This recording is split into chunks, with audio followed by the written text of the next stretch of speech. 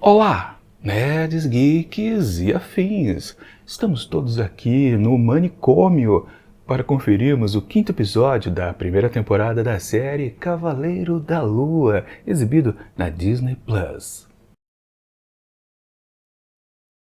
Pois bem, pessoal, e não é que esta série apresentou pra gente um episódio de origem do personagem? Sim, depois, que o episódio anterior foi bem baseado na personagem da Layla, que aqui, neste, não foi...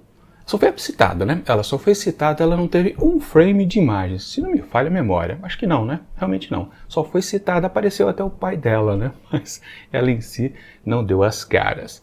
Enfim, realmente, um episódio completamente centrado nas origens do personagem Cavaleiro da Lua, o super-herói. Afinal de contas, estamos assistindo uma série de super-heróis aqui dentro da Disney Plus, oferecido pela Marvel. Claro, personagem esse que mal aparece, Sim, de novo, Foi um episódio de origem, mas no fundo, a gente não viu o personagem, o super-herói em si, em ação. Só tivemos a transformação, Aquele momento, onde o Khonshu, ele invoca, contrata, digamos assim, o Mark Spector para ser o seu Cavaleiro da Lua. E acabou, Ficou só nisso mesmo, não deu mais nada. Ele mal apareceu, para falar a verdade, Enfim, é isso que a série sempre oferece pra gente.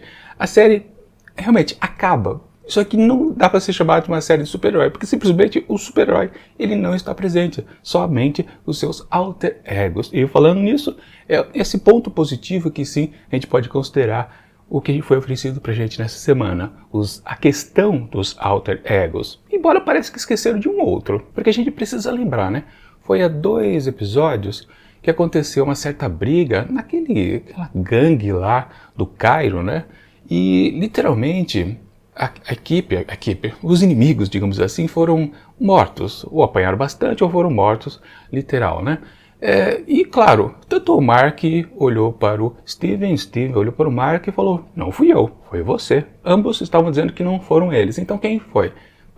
Dava a entender que existia uma terceira entidade dentro ali daquele corpício. Mas, e aí? Parece que o que foi apresentado aqui nesse episódio meio que acaba com tudo isso. E, aliás, deixa uma certa dificuldade, até pelo jeitão característico, desse personagem, desse super-herói, que é o de ter múltiplas personalidades. A gente está se adiantando, Na verdade, quer dizer, não é nenhuma questão de adiantar já o que vai acontecer para o final do episódio. Esse episódio, ele é fácil de ser resumido. É um episódio de origem, ponto, e acabou. Claro, tem um porém, Aliás, a pegada desse episódio ele é bem dramática, ele vai ficando cada vez mais acentuado, isso é até fácil de perceber, Mas ele começa de uma maneira bem jocosa, bem, entre aspas, divertida. Eu não comprei, na verdade, a ideia da graça aqui para essa semana, realmente não, Aquela deusa hipopótamo foi um pouquinho forçado. E aliás, não foi dado muita explicação, mas eu acho, acho que é isso mesmo, nem fui procurar, não fui pesquisar, mas aquele avatar que lá quando estavam dentro da pirâmide ajudou, o avatar de uma certa deusa, que eu não me lembro qual era o nome, ajudou o Mark, deu aquele palpite para ele procurar fulano, nas pesquisas de se encontrar exatamente o túmulo, justamente da Emmett. Que, aliás, a hipopótamo não é a Emmett, Ou é também? Eu não sei, para falar a verdade, mas é uma salada tão grande e a gente não é muito familiarizado realmente com a mitologia egípcia, a gente consegue se confundir. Mas, enfim, vamos considerar que não, Porque eu acho que aquele avatar que ajudou o Mark, então, lá dentro da pirâmide, é justamente o avatar desta princesa aqui, hipopótamo. Agora, uma consideração exatamente sobre essa princesa, não decorei o nome dela também, Bom, era a Emmett? Não era a Emmett, acho que não era, Enfim, o que vale? Caramba, o que era aquela princesa? Era uma estagiária? Ela nunca fez aquilo na vida, porque ela está naquela, digamos que essa deusa aí, também não fui me aprofundar, mas a questão é que é uma espécie de limbo, Enquanto a alma não foi para o inferno, entre aspas, ou o paraíso, entre aspas, está lá naquela situação onde aquela deusa ali é então requisitada e conversa ou assessora aquelas pobres almas penadas. Justamente lá naquele tal barco que caminha sobre as areias do deserto e tem aquela balança, Que suponho já era a balança que o vilão da série, o Harold, já se valia lá na sua bengala, que ele deixava equilibrando, Tinha a tatuagem dele que também ficava lá, E aqui a mesmíssima coisa. Se não houvesse o equilíbrio, deste ser ali múltiplo, né, ele não iria lá ele não conseguiria se salvar, não conseguiria voltar à realidade dos vivos, né, ficaria ainda entre os mortos, né, ou mortos mais ou menos, ou mortos bem mortos lá nas areias ali do deserto, né. Mas enfim, o que vale, a questão é, aquela princesa, aquela hipopótama, completamente despreparada, o que é isso? Realmente soa como uma estagiária, e é uma coisa confusa, esquisita. Claro, a intenção óbvia é que esse episódio, quando ele fosse se desenvolver, se mostraria completamente dramático, cada vez mais. Então, os roteiristas pensaram, mas como a gente vai colocar uma certa leveza por aqui? Bom, pela parte do Steven não dá certo, porque é justamente ele que vai ficar mais traumatizado no final das contas, não é o Mark. O Mark vai apenas lembrar de tudo que passou, mas quem vai sofrer o trauma de fato vai ser o Steven. Então não dá para jogar nele a graça aqui desta semana. Vamos ter que colocar em outro personagem. Usaram então a princesa, a deusa hipopótamo, que vamos combinar, é bonitinha, simpática, nas orelhinhas dela sempre balançando, mas uma hora ou outra só dava para perceber que ali era um grande de um CG, né? Exato, mas até num ponto que eu achei mais fácil de perceber, não foi na figura em si da deusa, né? A figura ali do hipopótamo vestido falando como gente, mas naquelas folhas que ela tinha que, toda hora, os cartões que ela chamava, né? Falava, eu não sei se o cartão está certo aqui, que é o meu cartão que eu preciso para falar com vocês a resposta. Enfim, quando ela começou a jogar eles para cima, ficou muito artificial realmente o papel caindo. Mas enfim, muita gente nem percebeu isso. É só uma questão técnica, digamos assim. Não deixa claro feio o episódio. Aliás, toda aquela sequência ali do mar de areia, né? Muito bacana. Aquela barca ali ficou sensacional. Gastaram uma boa grana com certeza ali naquele cenário, naquelas sequências ali. Muito bacana mesmo. Falando em sequência, né? Então houve a explicação exatamente do que era aquele manicômio, que é o título aqui desse episódio, que já havia aparecido no episódio anterior. Ou seja, exatamente aquela espécie de limbo onde a alma do Mark Spector / Steve Grant estavam. E como aquele lugar ele se transmuta para cada pessoa que vem ali, né? Exatamente cruzar o cabo da Boa Esperança, né? Como ele é uma pessoa perturbada, então fazia sentido ser um ambiente de um manicômio, onde cada porta ali no corredor remetia a uma lembrança. Mas, de novo, né? Também lembrando, no episódio anterior, uma das salas que eles entraram foi justamente onde tinha mais outro sarcófago, onde dava a entender de novo que existia uma terceira personalidade. Isso também foi esquecido completamente. Porque, vamos combinar, né? Será que eles vão tocar no assunto de novo no episódio derradeiro da semana que vem? Onde tem que fechar tudo, a questão do vilão e patati patatá. Aliás, falando em vilão, né?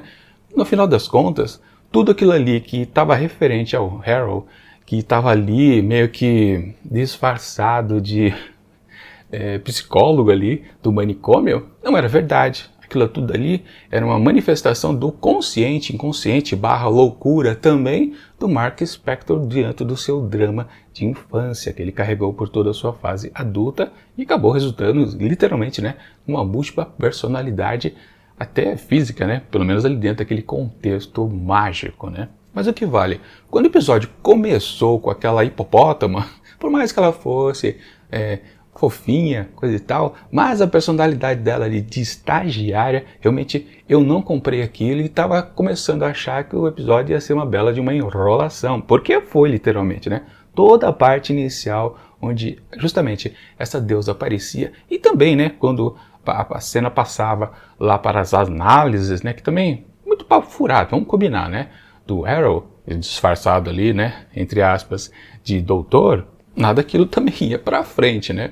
Eu não até conferi quanto foi, mas acredito que uns 15 minutos, talvez 20 minutos, ficou nisso. Até que sim, enfim, se apresentou o que era para ser vendido aqui nesse episódio, que é exatamente a origem do personagem e também qual foi o trauma, né? Quer dizer, a gente percebeu que no fundo, essa questão da múltipla personalidade era produto de um trauma.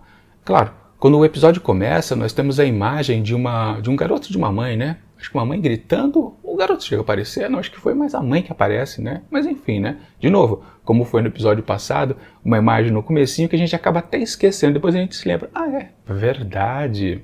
Aliás, não foi episódio passado, né? Eu tô confundindo. Eu continuo com outra série que eu tô assistindo, Picard. Foi em Picard no episódio da semana passada que tinha um garoto no começo, que também era ele lá no final. Mas enfim, vocês entenderam. O que vale? Um trauma de uma mãe / filho, que é apresentado no começo, mas é completamente esquecido por toda a sequência do hipopótamo e também do doutora ali no manicômio. Ok, quando enfim tudo começa a se ajeitar, a gente percebe que, caramba, o Mark Spector sofreu um belo de um baque, né? Que foi literalmente perder um irmão. Ele não protegeu a pedido, né? A grande questão familiar ali, né? A mãe pediu que ele protegesse o irmão menor, mas não protegeu. Quer dizer, não é que o protegeu, foi um esquema ali de um incidente, né? Lá na caverna onde eles entraram, se encheu, foi inundado de água e ele acabou falecendo, um irmão, né? Que se chamava Steven.